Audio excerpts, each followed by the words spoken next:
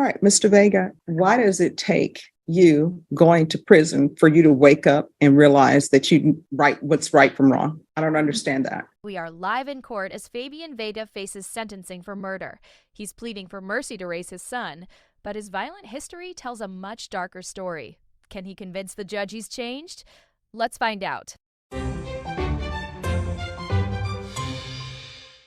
2020 CR 6408, State of Texas versus Fabian Vega. Could I have parties announced for the record for the state? Jason Garahan, Your Honor. Defense. Eduardo Jimenez, Your Honor. And are you Mr. Vega?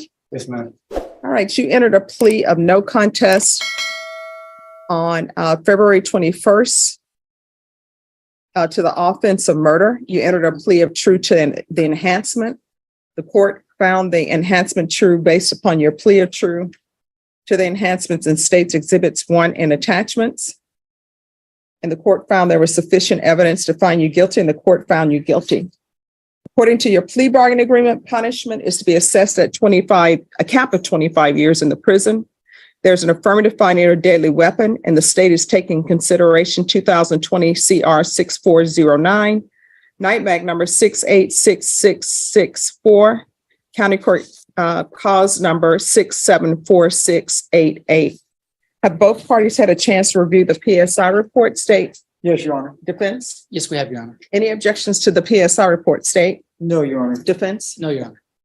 All right, state, any witnesses? No, Your Honor. Defense, any witnesses? Yes, one witness, Your Honor. All right, call your witness. The defense would call Brenda Torres. Brenda Torres? Can you raise your right hand for me, please? Do you solemnly swear or affirm the testimony you give will be the truth and nothing but the truth, so help you God? Yes, ma'am. All right, I'm gonna need you to keep your voice up so that the court reporter can hear and I can hear. All right, if you can state your name for the record and spell it. Brenda Torres. And spell it. Brenda Torres, Torres. All right, and sometimes I ask for people to spell their name so that they can practice keeping their voice up, and so I can test whether or not the court reporter can hear. All right, defense. Ms. Torres, what is your relationship to the defendant? His wife. You speaking His to wife. the microphone, not to me. Okay, his wife. Do you have a child together? Yes, we do. Such I have child, a 6-year-old son. His name is Xavier. 6-year-old son. What grade would that put him in? He's in kindergarten. He's about to graduate next year. Okay. How long have you known the defendant? And that was 14. And when was the child born? How many years thereafter was the child born? 2 years later. And what separated you at that point from Mr. Vega? He was in juvenile. I'm sorry, I'm going to need you to speak up. He was in juvenile. Okay. And so we were unable to be together. Unable to be together. Okay, what kind of person did you know Mr. Vega to be at that time? Very emotional, loving, and caring.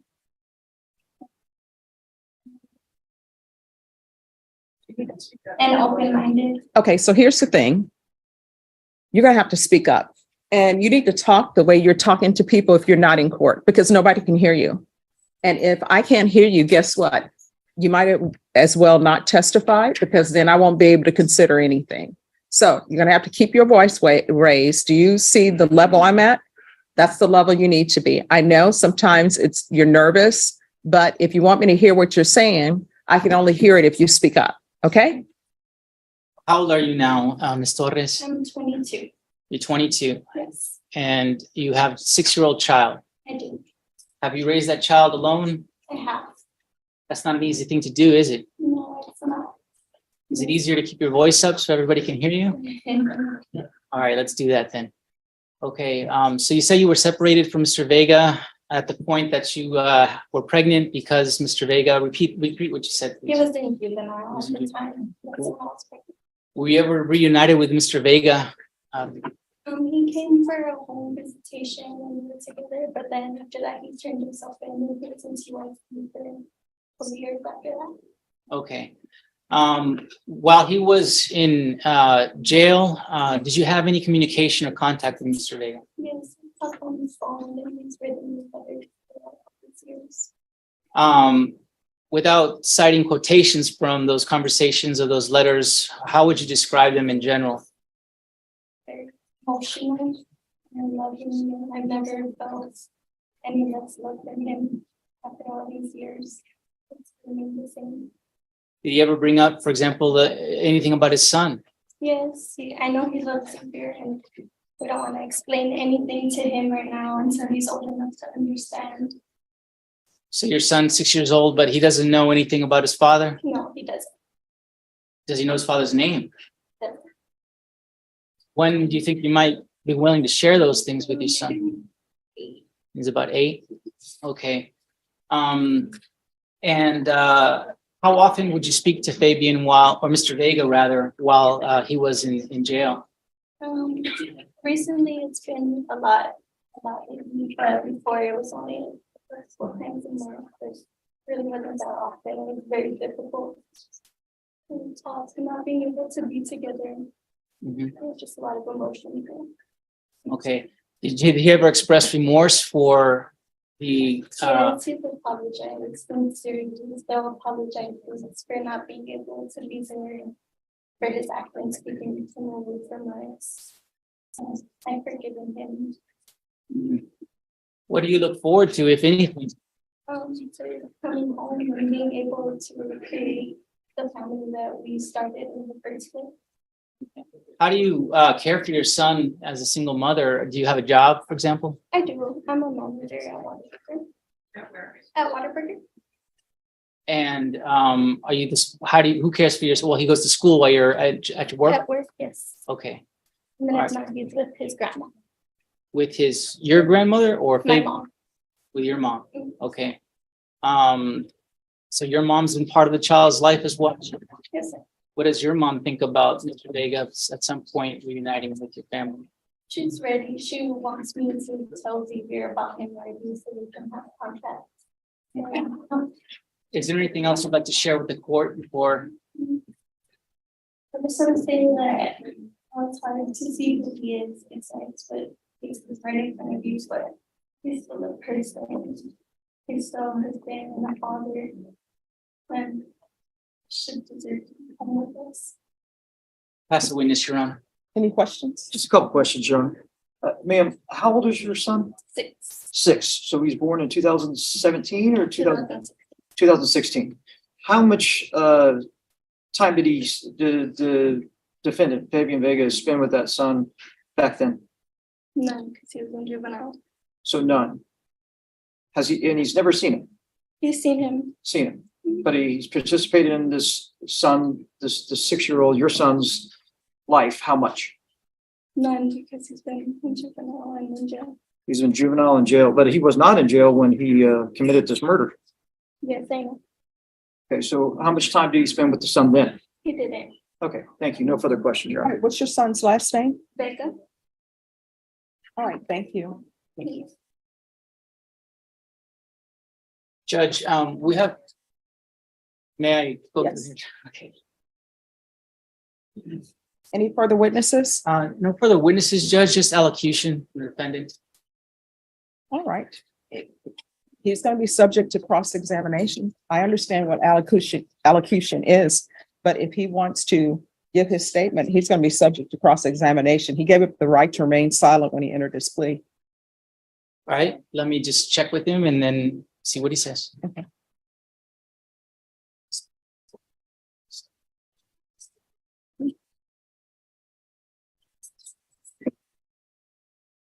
Your Honor, he would like to allocute.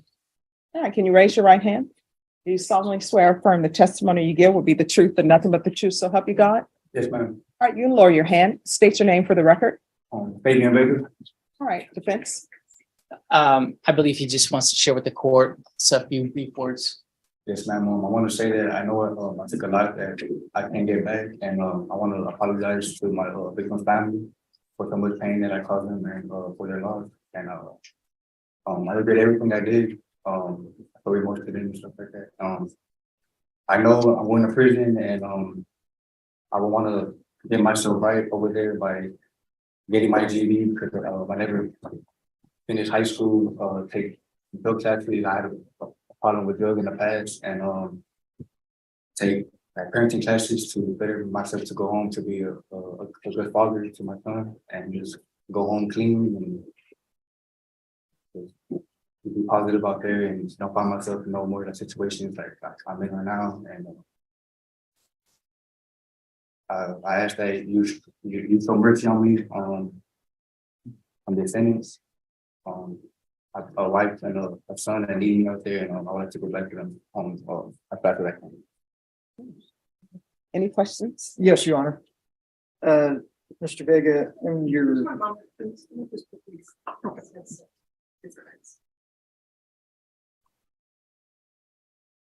Go ahead. The prosecution is tearing through Vega's claims of self-defense. He fired into a public park, striking 3 people and killing one. The reality of his actions is finally catching up to him, and the judge is taking notes. Thank you. Mr. Vega, you stated in when you were asked about this incident here, you said that in here it says, my neighbors told me them where I was, my name, and that I had tattoos. I tried to fight it with self-defense. So are you saying this is self-defense? No, sir. Okay, but so that's wrong in here, is that correct? Yes, sir. Okay, so did you lie in here? No, Excuse me? no, sir. But it says self-defense here. I was in fear of my life at that moment. I been shot at, but he seemed proud in the past, so it was out of fear, I guess. So do you feel that you had a right to kill that day? No, sir. I felt like I should have handled the situation a lot like different. It was out of fear, I guess, like my reaction. You know you didn't just you killed one individual, but then you shot 3 individuals that day. You do realize that, correct? Yes, sir. And that you were shooting into a park, Father Benavides Park. You're aware of that. Yes, sir. And there are people out there that you were randomly shooting at. You're aware of that. Yes, sir. And then you say a witness of yours backed out. Who was the witness? My roommate Caleb. Caleb was willing to testify against you. You do realize that. Yes, sir. So how did he back out? Because he was going to tell the truth? I don't know. No further questions, Your Honor. All right, anything else? Mr. Vega, did you grow up your entire childhood with both your parents? No, sir. Can you please explain that to me? I grew up on like CPS care, so I was never around my mom and dad, and I was always like I grew up having like a hard life. So I don't blame no one for my actions that I did. It's just I didn't grow up knowing right or wrong. When you were when did CPS order you into care of a foster home? Yes, sir. And how was your experience with that foster family? It was bad, real bad. You still keep in touch with that foster family? No, sir. You still keep in touch with your mother, your father regularly? No, sir. So when you go to prison, you said you're going to take parenting classes? Yes, sir. Why would you need to learn how to be a loving father? I was never taught like how to be one. I never had that growing up, so I would like to learn. So when I go home, I could be one. That's my time. What about the drugs? With the drugs as well. I plan on going down there and taking drug tests too as well.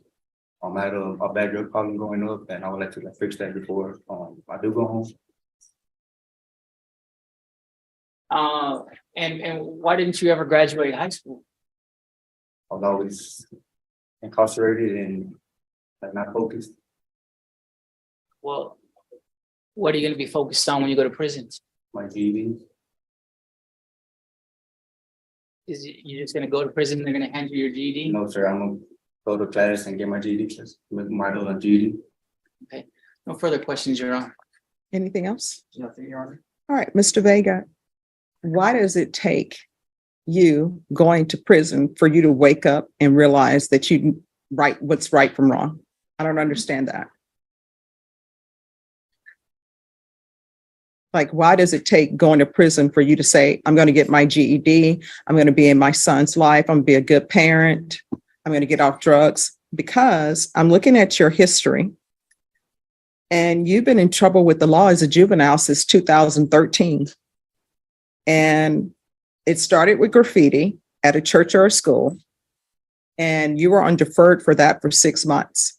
And I know, because I've toured their facilities, I know they give you an opportunity for your GED and for you to do all of that and get your life on track. And then you pick up another case in 2014. Then you are in need of supervision in 2015.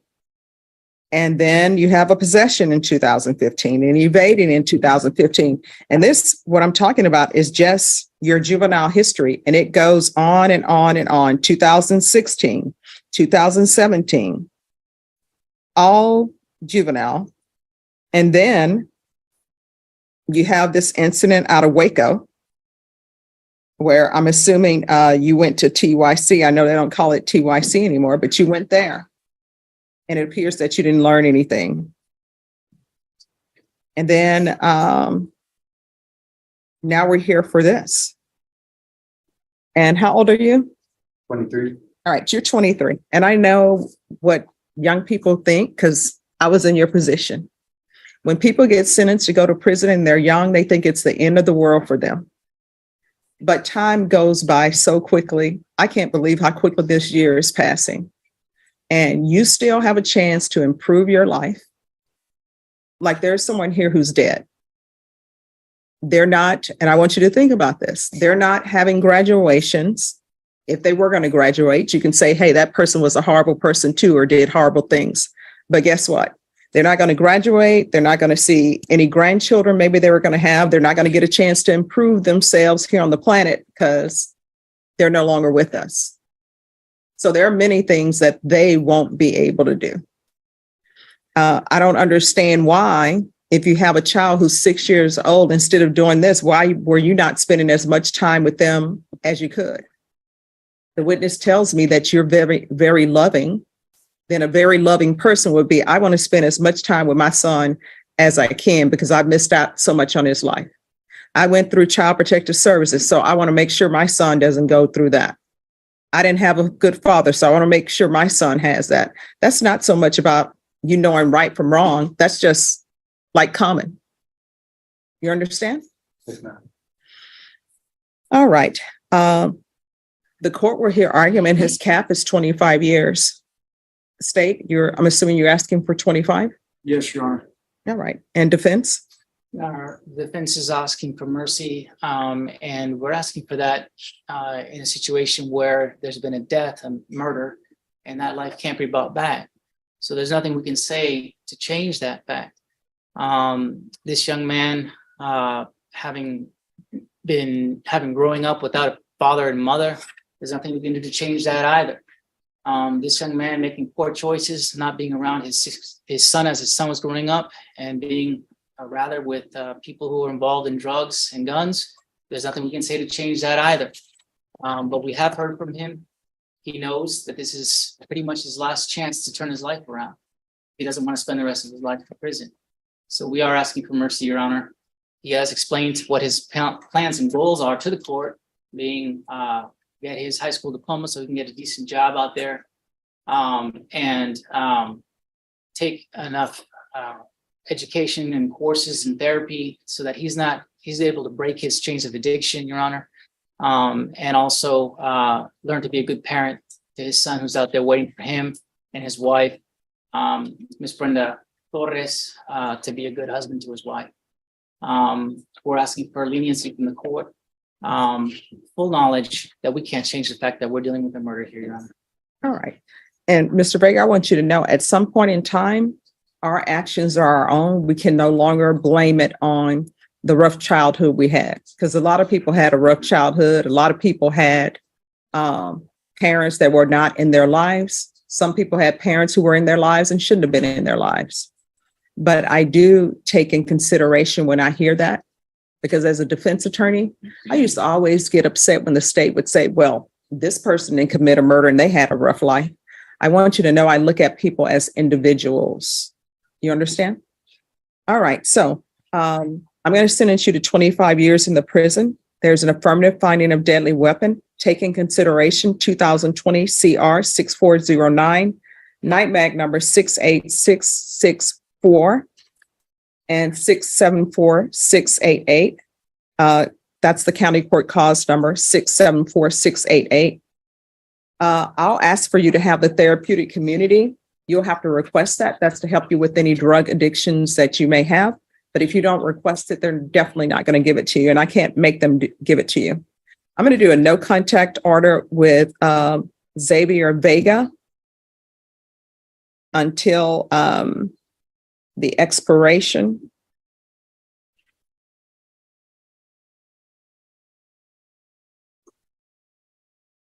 of